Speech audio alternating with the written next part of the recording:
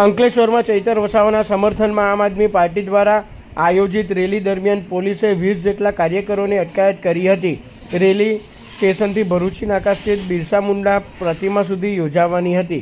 રેલીની શરૂઆત પહેલાં કાર્યકરોએ બાબા સાહેબ આંબેડકરની પ્રતિમાને ફૂલહાર અર્પણ કરી શ્રદ્ધાંજલિ આપી હતી। ત્યારબાદ પદયાત્રા શરૂ કરવામાં આવી હતી। જોકે પદયાત્રા શરૂ થતાં જ પોલીસે કાર્યવાહી હાથ ધરી 20 જેટલા કાર્યકરોને અટકાયતમાં લીધા હતા।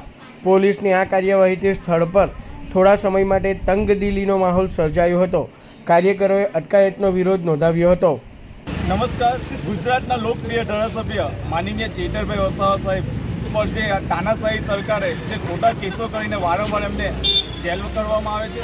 ફક્ત 18 દિવસના બાળકને એને પણ સજા કરવામાં આવી છે। ત્યારે આ ભાજપ સરકાર હંમેશા તાનાશાહી કરી રહી છે।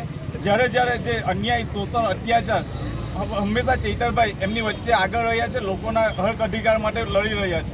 ત્યારે જ્યારે નર્મદા જિલ્લો આખો ચૈતરભાઈ વસાવા આમ આદમી પાર્ટી જીતી રહી છે અને તે ભાજપ સરકાર જોઈ શકી નથી। એના વિરુદ્ધ જ્યારે ચૈતરભાઈ પર ખોટા કેસો કરી રહ્યા છે અને એમને દબાણ કરવામાં આવી રહ્યું છે। આજે સમગ્ર આમ આદમી પાર્ટી અને અંકલેશ્વરના સામાજિક આગેવાનો દ્વારા એક પદયાત્રાનું આયોજન કરવામાં આવેલ હતું, પણ ત્યાં પણ અમને પરમિશન છેલ્લા 3 દિવસથી માંગીએ છીએ, તે છતાંય પરમિશન આપવામાં નહીં આવી અને પોલીસ મૂકી દેવામાં આવી છે। ભાજપ સરકાર હંમેશા તાનાશાહી સાબિત થઈ રહ્યું છે અને વારંવાર આ લોકતંત્રનું હત્યા કરી રહી છે। પણ અમને વિશ્વાસ છે માનનીય ચૈતરભાઈ અને નામદાર કોર્ટ, સુપ્રીમ કોર્ટ, હાઈકોર્ટ દ્વારા અમને જામીન અને કોર્ટનો સ્ટે આપવામાં આવશે।